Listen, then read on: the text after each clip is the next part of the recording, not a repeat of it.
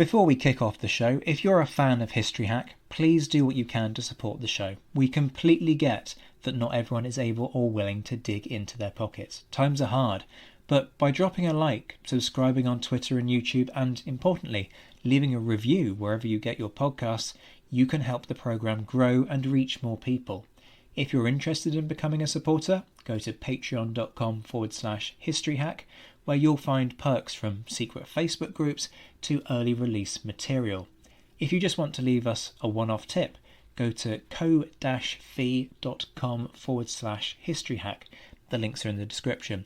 And whatever form your kind support takes, know that we are massively grateful. Enjoy the show.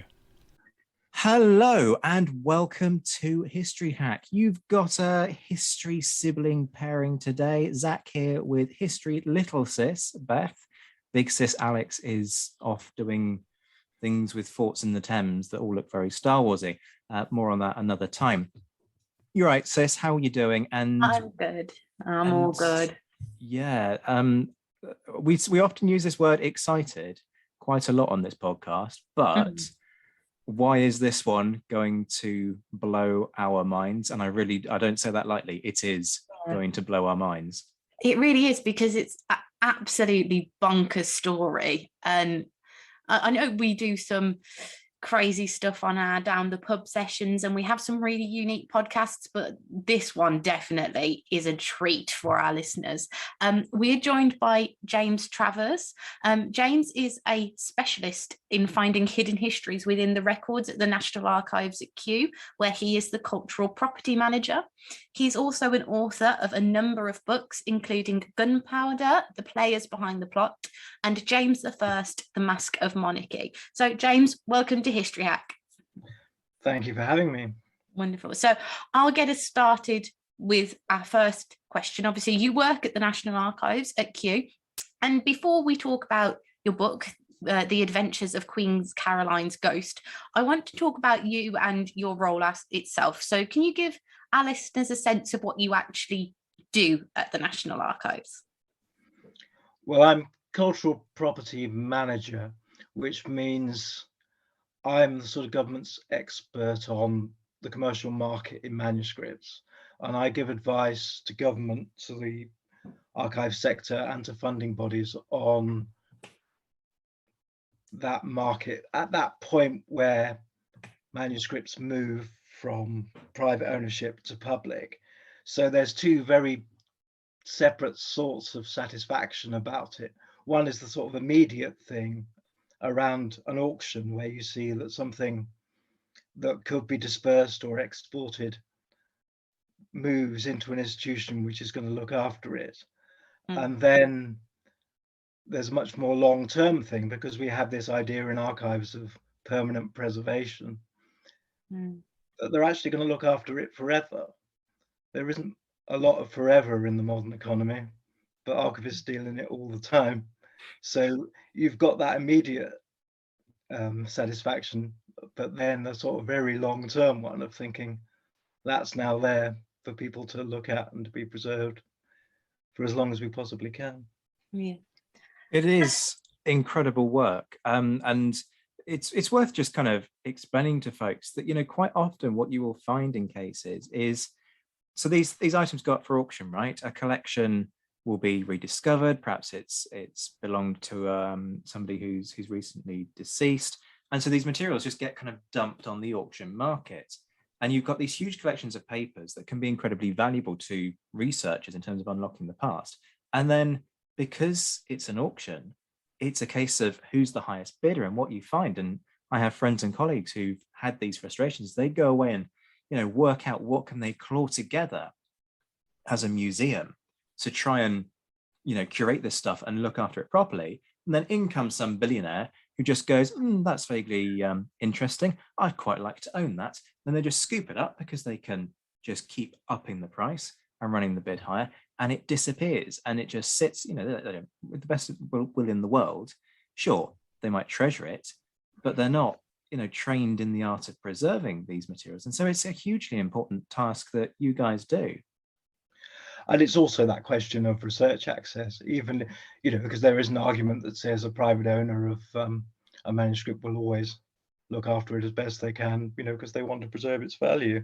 But it's very difficult to provide that access, and there are some, as you say, that don't. So. And just for, because obviously I know I've been to the archives on a few occasions, and I know that Zach has as well, for our own periods of history that we're interested in. But for someone who maybe doesn't know how they can get into the archives and would love to do some research on a family member that they know of, or some local history maybe, or census related work, would someone go about accessing that material at the archives? Because it is open to everyone, isn't it? You don't have to be a historian. You can be just a Joe Blogs off the street. Yeah, to research in person, you need a reader's ticket. So, but that's just a question of registering. But there's an awful lot now available online through various portals and our own website. So you can do a great deal from the comfort of your armchair. Definitely. And it's worth saying to folks, just Google, TNA, which is the abbreviation everyone uses for the National Archives. They have a catalogue called Discovery. Any digitized material you can find through that. Obviously, you need to kind of be looking for certain search terms. There are guides to particular sections of papers, so War Office papers, Foreign Office papers, Commonwealth Office, and so on and so forth. It's not just governmental stuff. There's a huge wealth of material there. And as Beth says, you do not need to be an expert. Any fool could. I mean, look, if I can get involved in historical research, then any fool can get involved, because I am up there amongst the biggest of the fools. But let's talk about your book, because that's what we're here to do. And when I was discussing this with Beth before we came on air, my words were, this is just mental. It's one of those stories you wouldn't believe it. And initially, I'll be honest, I didn't believe it until I started kind of checking up on what you were saying and your background, and start to go, okay, no, this guy isn't just kind of playing fast and loose and making up some stuff. He's got a reputation behind him, which means he won't have just kind of pretended that all of this stuff is at TNA and hoped that nobody's gone looking for it. So let's talk about that process. How did you end up finding the documents behind this story? Because you don't just walk into TNA and ask the person on the front desk, yeah, can I have some stuff that nobody's seen before? So talk us through it. Well, it starts, I talked about institutions preserving things forever. Well, one of the things that the National Archives is preserving forever is possibly the last thing you would expect to find in the repository of central government and the law courts. It's a 3-volume Regency Gothic novel about the love lives, particularly of the daughters of George III, but in fact of the whole family, including the king himself. I have to be honest and say that a colleague of mine pointed it out to me, but because she knew that I had a sort of eye for literary things, because my background is in English literature as well as in history. But then when you start looking, and when you search for the author, Thomas Ashe, suddenly all this stuff appears. We've got oodles of material in the Treasury Solicitor's papers, not just the novel itself, but all the papers around trying to deal with him. Because at this time, there is a whole industry in government of trying to promote loyal literature and trying to suppress seditious literature through the Privy Purse and the Treasury Solicitor. So there's oodles of material there. There's legal opinion in the Home Office papers about what can we do about this man. And there are all sorts of unexpected things in other places. One of his books, The Patriot Princess, is available only in a single manuscript, and that's at the National Library of Scotland. It was sent to Lord Castlereagh. There's an awful lot of discussion about him in the Duke of Wellington's papers at Southampton University Library, and there are the other side of that correspondence is in the Treasury Solicitor's papers again. So, and some of it has come to light really very recently. there's Ash's correspondence with Viscount Percival and his agents, which only came into the Bodleian Library in 2008. And if you look very carefully at my footnotes, you'll see there's bits and pieces actually in auction catalogues and in booksellers' catalogues. So as part of our monitoring, we've actually picked up on things which related to this story. So set the scene for us then, James. What's happening in the court of King George III, which then gives rise to this novel being ghost written? Because obviously that's when your book is set around, isn't it, George III, and all the excitement of that period of time. The big central piece of legislation, the thing that Thomas Ashe is writing against, and the thing that gives his whole career coherence, really, is something called the Royal Marriages Act, which controlled who members of the royal family could marry.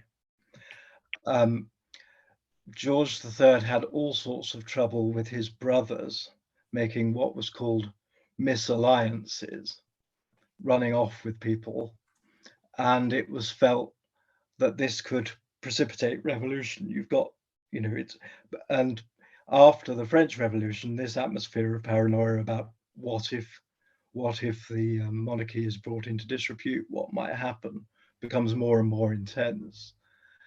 So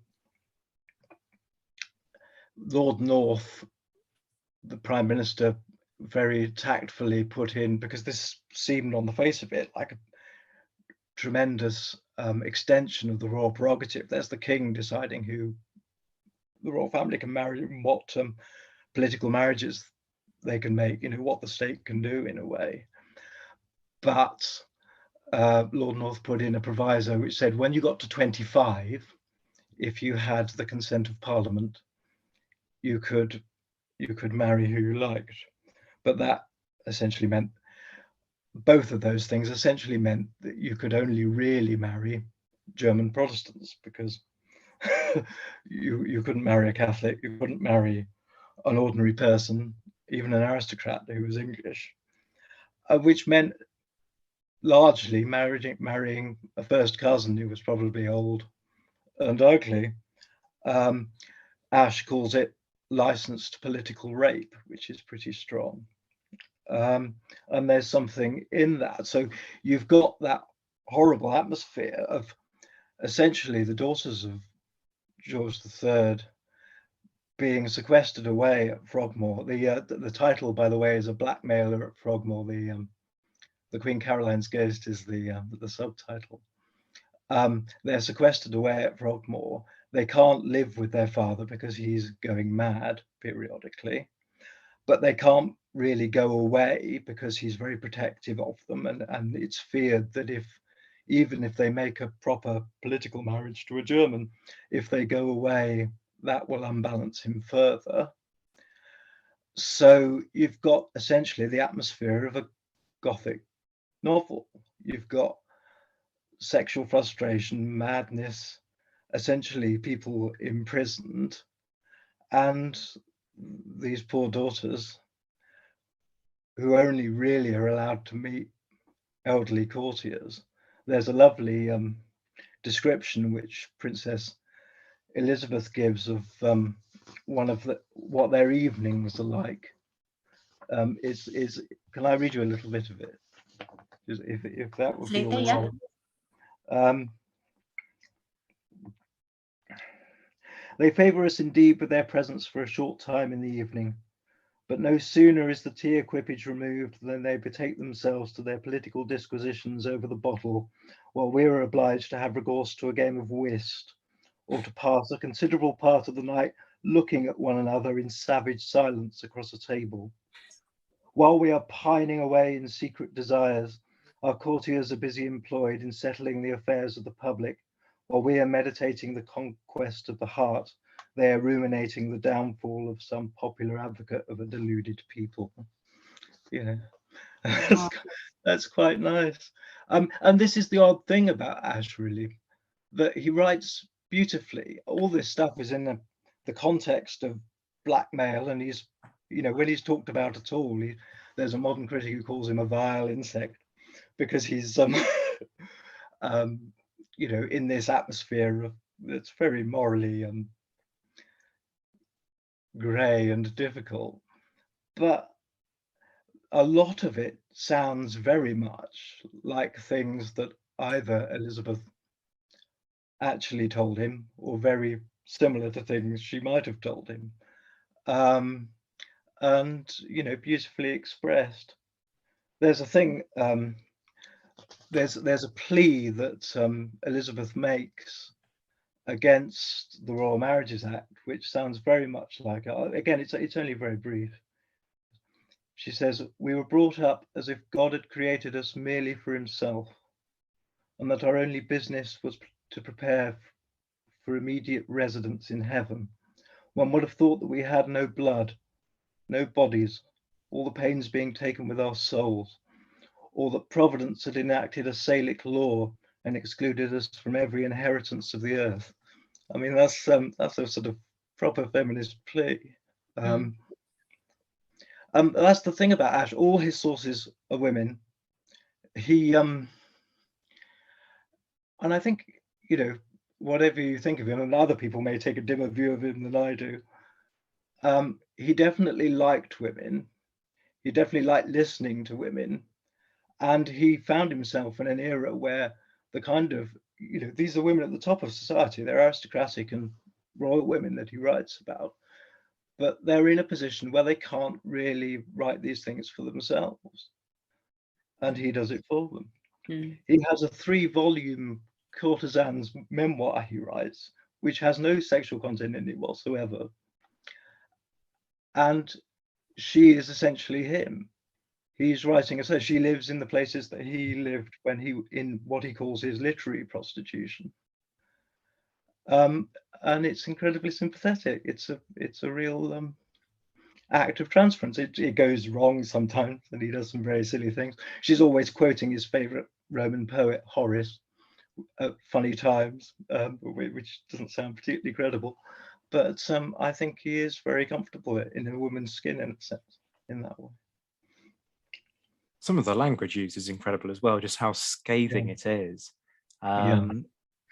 Let's start to dig a little bit, because there's a threat made, isn't there, to, and I'm quoting here, blow the roof off the nunnery. Why does Caroline threaten to do this? And then more importantly, what makes her want to follow through with it? It's all to do with negotiations around her status and her access to her daughter Charlotte. There is something called the delicate investigation, which is nothing of the sort, where Caroline's moral conduct is investigated by the government because essentially the marriage has been a disaster between her and her husband, the Prince Regent. And she has this up her sleeve as a piece of, you know, she invites confidences and from the sisters, and so she has this store of knowledge of their lovers. And yes, that's the background to the Claustral Palace itself. Why then kind of, you know, that's her grievance, but why then go ahead and you know, act on this? What is it that makes her decide that enough's enough? You know, she needs to have her way of, it almost sort of feels like a cathartic vent. You know, why does she need that in her life? I think there's 2 possible uses for the Claustral Palace. It's either for publication, to give her view, to give her side of events, and because, you know, Ash is chosen because he's already written the spirit of the book. So the defense of Caroline's conduct in relation to the delicate investigation. And this, in a sense, is a continuation and a kind of an attempt to beat down the Royal Marriages Act and ensure that the disastrous marriage she has been through is never inflicted on anybody else. But it's also full of all this salacious revelation, which could make Ash some money either through publication or suppression. In a way, suppression's a better option because there was no copyright in immoral works. So it's quite difficult to make money through publishing something like the Claustral Palace. But it was well known that this government industry in suppressing and promoting literature would pay out vast sums of money to stop these things coming out. Caroline's obviously picked Captain Thomas Ashe to do this work for her. Can you just tell us a little bit about who he was and why he was chosen to write this novel? Well, if we believe Ashe's memoirs, and though he has an amazing reputation for unreliability, quite a lot of what can be verified about what's in it is verifiable, and there's documentary support for. He was part of a little group of Irishmen that she knew at the court of Brunswick before she came to Britain to marry the Prince Regent. There was Ashe, there was Lord Edward Fitzgerald, and there was a man called Captain Brown, who was supposed to have rescued the Standard of Brunswick in a battle against the French and won her heart. Now, a bit like finding out about Ashe in the National Archives, once you find Captain Brown, he's everywhere.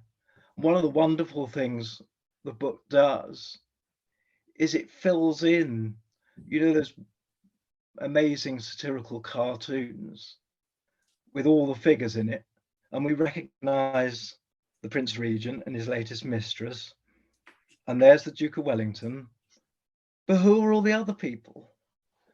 Well, one of them very often is Captain Brown. Captain Brown, as I say, he's this handsome Irish officer that she meets in Brunswick, and there's a story in Ashe's Memoirs and Confessions that he and Lord Edward Fitzgerald have got a plot to elope with Caroline from Brunswick and take her to Ireland dressed as a boy. So, yes, the reason why Caroline married the Prince Regent in Ashe's version in the Memoirs and Confessions is that it was the only way of getting Captain Brown out of prison. And Captain Brown keeps appearing in the story later. He's the stranger in the cottage in the Delicate Investigation. So he's hanging around Caroline even after her marriage. He's in a wonderful cartoon called The Coronation of the Empress of the Nares, where again it's enormous numbers of figures in the cartoon, and the central figure, apart from the regent and his latest mistress, is Charlotte, Caroline's daughter, with a handsome soldier. And the British Museum catalogue for this cartoon says, we think this might be Prince Charles Hesse, who was one of Charlotte's suitors, but he's got a comedy Irish accent. I won't try and do it for fear of giving deathless offence, but we have a long history of annoying the Irish on History Hack, so I wouldn't worry too much. But sorry, you carry on.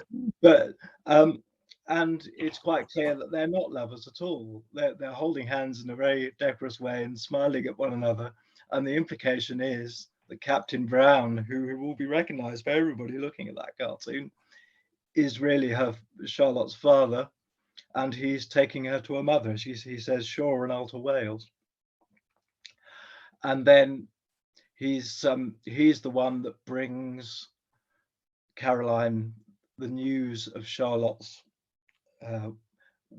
marriage to Prince Leopold, she's on her disreputable tour of Europe and the Mediterranean. She's at Malta, and Captain Brown turns up and tells her about it. And then he turns up again in 1820 in a cartoon called The Royal Bruiser, when Caroline comes back as queen when George III dies. And he's still this sort of perpetually handsome hussar. He's still 25 in the cartoon, even though he was 50 by then. But he's there as a contrast to the Prince Regent, who's bloated and terrified. He's sitting next to the Duke of Wellington, and they're more scared of Caroline than they are of Napoleon. And Captain Brown is there as this kind of perpetual reproach. So there's this little group that she meets in Brunswick, and she trusts, and Ash is one of those.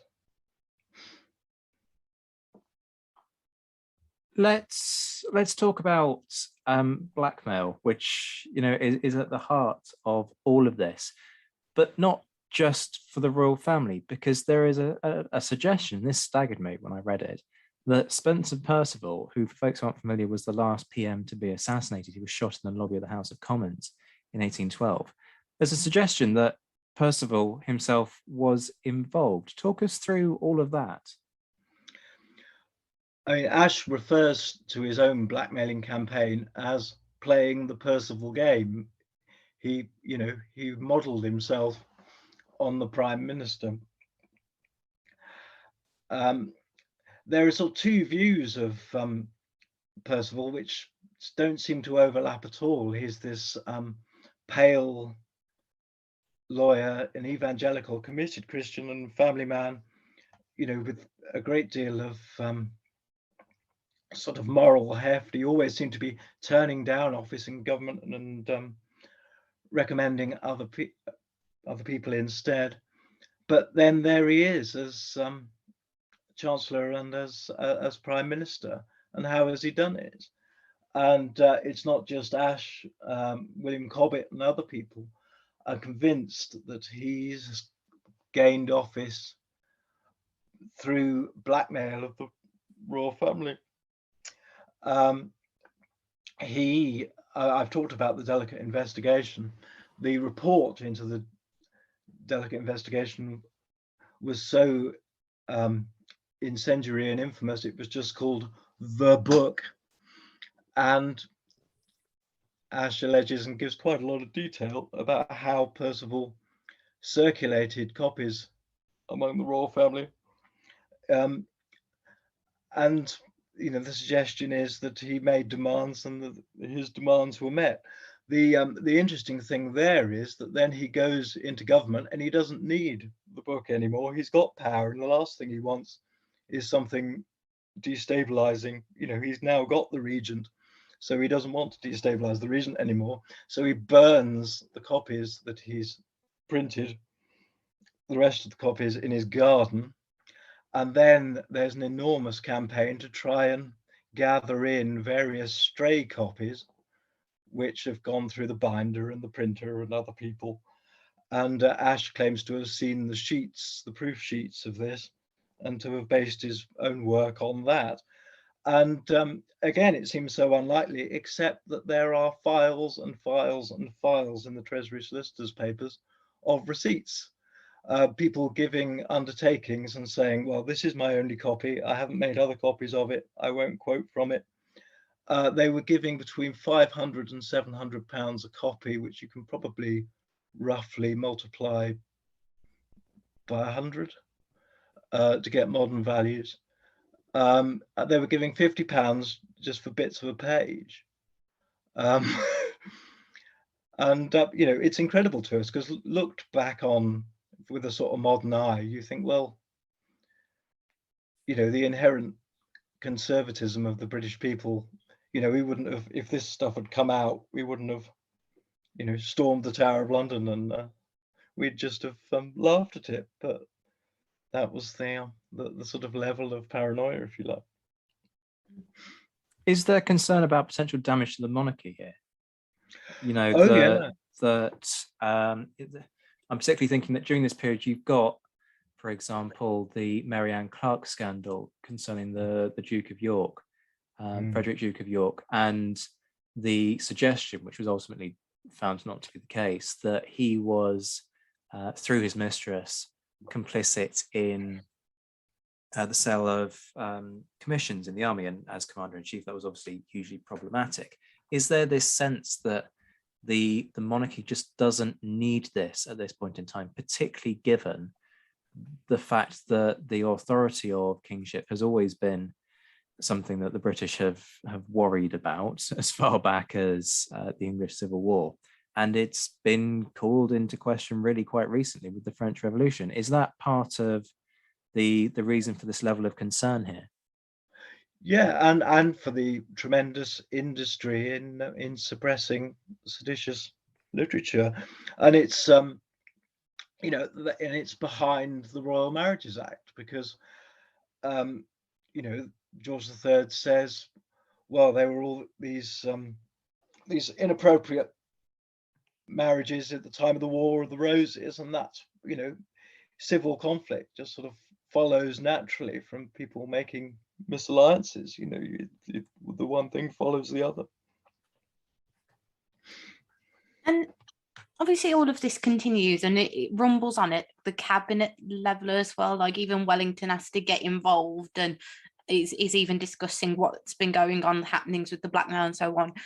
What do they do to resolve the whole situation? Is there anything that they could have done, or anything they didn't do that they should have done? Well, by the time you get to Wellington's cabinet in 1829-30, we've moved on to a different Thomas Ashe manuscript, and that's Osphir, or the Victim of Unnatural Affections. Osphir is just a silly anagram for Sophia. He does silly anagrams for everyone, just to, you know, they're absolutely transparent, but they theoretically disguise who he's talking about. So that is Princess Sophia, one of George III's daughters. And that manuscript does not survive as far as we know, but we do know an awful lot about it from all the official correspondence, both in the Wellington papers and at the National Archives. There's a wonderful thing that Wellington says, which is, this is an atrocious libel upon the king and the whole royal family, particularly the Princess Sophia and the Duke of Cumberland. So that gives the game away as to what it's about, because, you know, there's the allegation of an incestuous relationship there. There's also the thing about him murdering his valet. The next question is, what should we do with the book? Shall we send it back to him, leaving him to publish it at his peril, or shall we pay him the £100? So, because what Ashe has done is he's written this thing, 300 pages of Royal Octavo, bound in green Morocco, and sent it to the Duke of Cumberland on approval, and said, well, you know, send it back to me or give me the reason why you haven't. And eventually he's met with silence, and he comes down to London from where he's been hiding in Carlisle to retrieve his manuscript and confront the Duke on Kew Green. So that's one of the great ironies of the book. All the papers are only a stone's throw at the National Archives at Kew from where his Thomas Ashe's Old Bailey trial alleged he'd attempted to murder the Duke of Cumberland, or threatened to. What an incredible story. There's a very obvious thing here, which is this thing lands in their lap. Do they know that there are copies? Can they just sort of take it and chuck it in the fire? Wellington, you talk about, you know, Wellington being in all of this. Wellington is particularly gung-ho with his own reputation when he is threatened with blackmail by somebody who he's had an affair with. His words are, publish and be damned. And the lady in question does publish, and in time she is damned. She doesn't do particularly well out of the whole thing. So why not just particularly considering what you say about, suppression of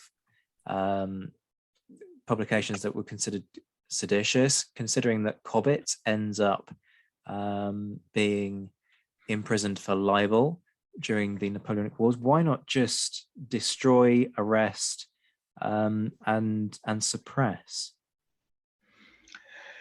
Well, it's quite interesting, what we think does happen to these manuscripts and why, the Claustral Palace ends up in the Treasury Solicitor's Library. That's how it's stamped. So he obviously, I don't know whether he had a sort of collection of embarrassing, seditious literature, but he obviously kept it for whatever reason as being sort of entertaining, even though presumably it was dynamite. There's always two voices. There's never a clear idea of what ought to be done. There's always the legal voice saying, well, suppressing the manuscript is nothing because he could just write another one. But there's something about the gentleman Blackmailer. There's to the Duke of Cumberland, he's a very dangerous man and who's on a point of honor sent him this thing, and that puts him in a very difficult position. What actually happens in the end, of course, is the in 1830 it's coinciding with the establishment of Sir Robert Peel and his police force, the new police, and what they do is essentially treat Ash as a vagrant. They just sort of move him on without him, and he ends up going back to Carlisle, though he does come back in 1835 and try and reclaim the manuscript again. Just have visions like there of some sort of Metropolitan Police officer in a Cockney accent, just sort of move along, sir. Move along, sir. Anyway, sorry. I like to think that because at one point the manuscript of Osphir, or the Victim of Unnatural Affections, finds its way into something they call the Strong Closet at Downing Street. I like to think there is still a strong closet at Downing Street somewhere, and that it might still be in it, vying for space with all the other things which have been put in there since. Hidden away. And so obviously he's written these manuscripts, and it's given all of these secret names and so on. What does happen to Ash in the long term after all of these manuscripts have been written and filtered through?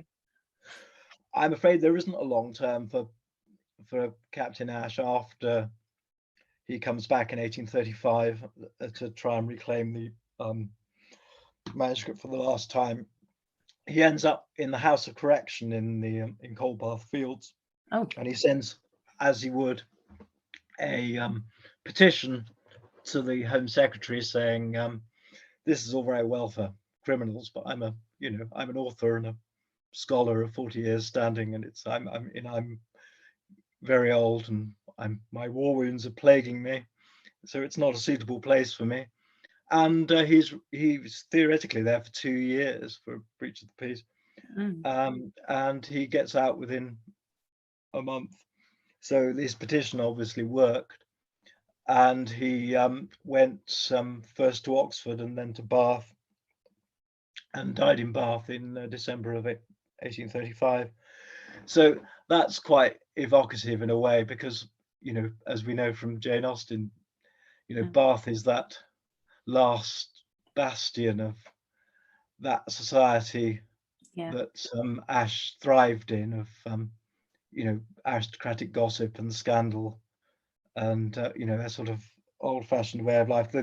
The thing that Dickens writes about with such relish. I have him in my mind as a sort of half an inspiration for a Dickensian character. Definitely.